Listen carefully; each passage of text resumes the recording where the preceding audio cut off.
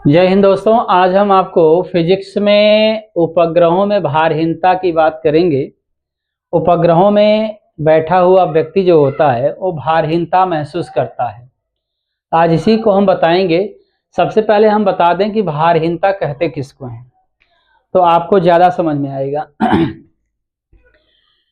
भारहीनता को समझने के लिए आप ध्यान में रखिएगा, जैसे अगर मैं आपको एक एग्जाम्पल समझा रहा हूँ तो निकालेंगे इसको। सपोज दैट हम पृथ्वी पर ये हैं और हमारा द्रव्यमान है यम,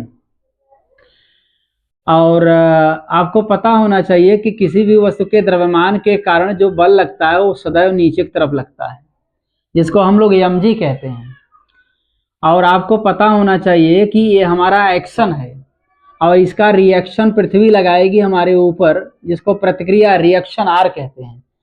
आर और mg इस समय दोनों आपस में क्या है, बराबर हैं। आर और mg आपस में बराबर हैं। अगर आर और mg बराबर हैं तो अगर इस बात को मैं कहूं कि आर और mg बराबर हैं तो हम क्या इसको r is equal to mg नहीं लिख सकते? लिख सकते हैं। तो आप r लिखो चाहे mg लिखो, एक ही बात है। तो r बराबर mg हो जाएगा, mg बराबर r हो जाएगा ये। और भारहीनता की कंडीशन में मैं आपको बता दूं कि r इज इक्वल टू 0 हो जाएगा, मतलब mg बराबर 0 हो जाएगा। प्रतिक्रिया, अगर पृथ्वी हमारे ऊपर रिएक्शन लगाना बंद कर देगी तो हम सदैव नीचे की तरफ जाएंगे। पृथ्वी हमारे ऊपर प्रतिक्रिया बल लगाना अगर छोड़ देगी, बंद कर देगी, तो हम पृथ्वी के सदैव सतह से नीचे जाना शुरू करेंगे। इसको आप याद रखिएगा। यानी r इज इक्वल टू क्या हो जाएगा, 0। जब r बराबर 0 हो जाता है ना, तो हम सदैव नीचे की तरफ जाते हैं, और सदैव नीचे की तरफ जाना ही हमारा क्या बोला जाएगा, भारहीनता। तो भारहीनता में r इज इक्वल टू क्या हो जाना चाहिए, 0 हो जाना चाहिए। जब r बराबर 0 हो जाएगा तो उपग्रहों में भारहीनता या दुनिया की किसी भी वस्तु की भारहीनता की कंडीशन आ जाती है। तो चलिए इसी बात को हम बताने जा रहे हैं। तो उपग्रहों में भारहीनता की बातें चल रही हैं यहाँ पे, तो चलिए शुरू करते हैं। मान लीजिए कि ये कोई उपग्रह है जो पृथ्वी के चारों ओर घूम रहा है। सपोज दैट ये पृथ्वी है। अब पृथ्वी का अपना द्रव्यमान यमई होता है, आपको पता होना चाहिए, मास ऑफ अर्थ होता है। तो चलिए ये पृथ्वी की सतह से मान लीजिए, या पूरा पृथ्वी के सेंटर से मान लीजिए स्मॉल r दूरी पर कोई उपग्रह है, और उपग्रह में बैठा हुआ कोई व्यक्ति है।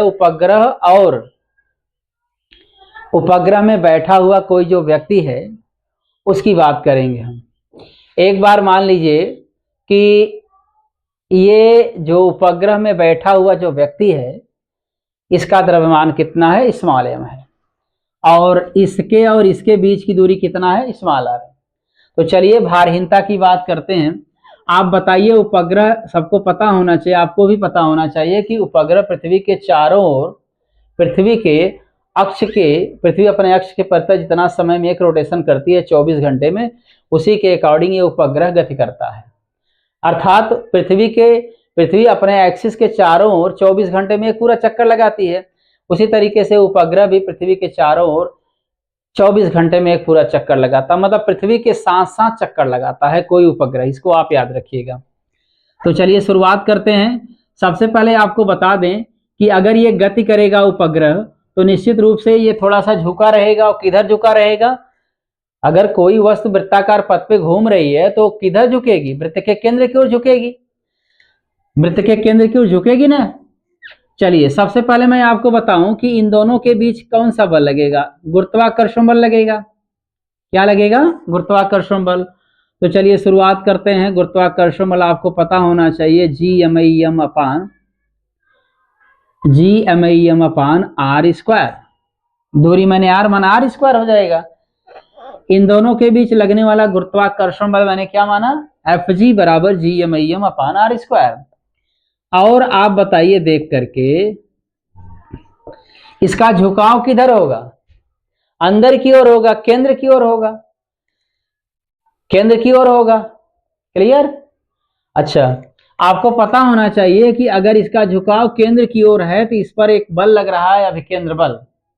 कौन सा बल लग रहा है, अभिकेंद्र बल। क्लियर।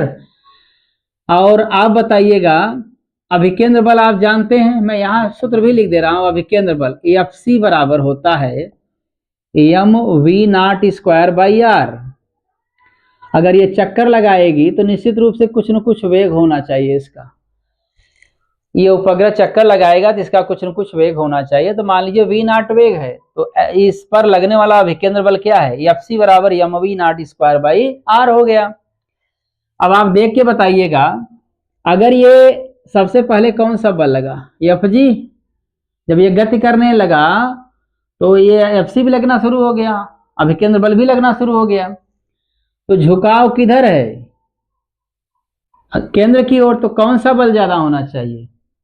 अच्छा, एक बात और बताएं, इसके जस्ट अपोजिट डायरेक्शन में एक और बल लगेगा जिसको हम लोग क्या बोलेंगे? प्रतिक्रिया।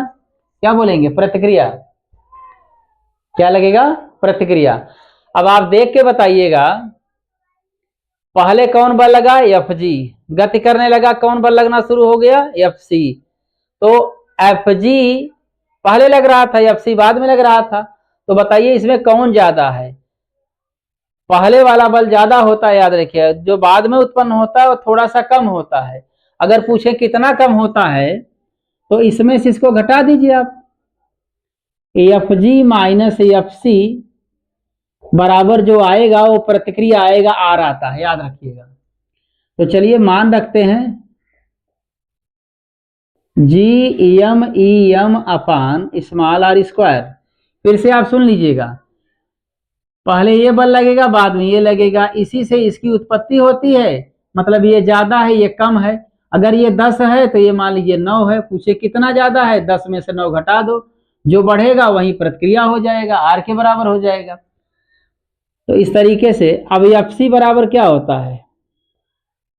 mv0² r बराबर कैपिटल R। अब आप बताइए, ये फार्मूला आपको पता होना चाहिए। v0² is equal to Gme upon small r होता है। अब आप v0² का मान इसमें आप रख दीजिए। मैं यहाँ पर डिब्बे में बंद कर दे रहा हूँ। आपको v0² दिख रहा है तो इसी में आप इतना लिख सकते हैं, ये वाला।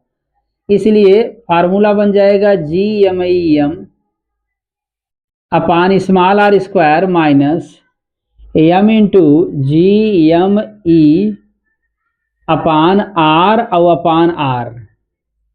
तो ये r से गुणा कर लेगा, क्या हो जाएगा? R स्क्वायर हो जाएगा बराबर कैपिटल R। तो Gem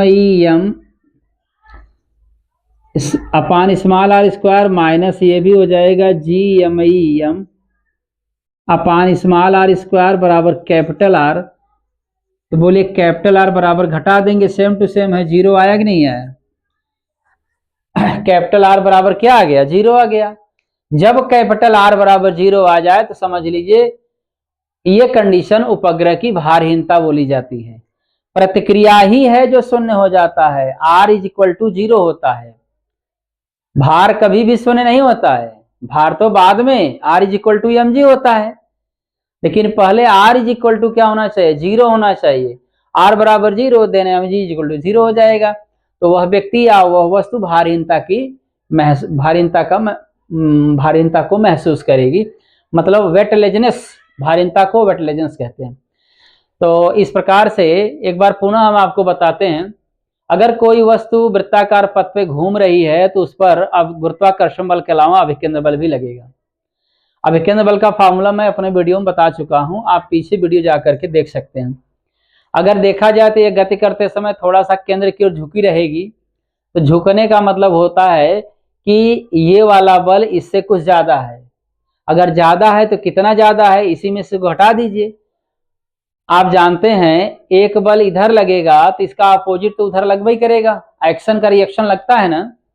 तो पहले एक्शन लगेगा ये और रिएक्शन लगेगा आर। याद रखिएगा, रिएक्शन क्या हो गया? आर हो गया। तो इसमें से आप घटाएंगे इसको तो जो आएगा वही आर हो जाएगा, रिएक्शन के बराबर होगा।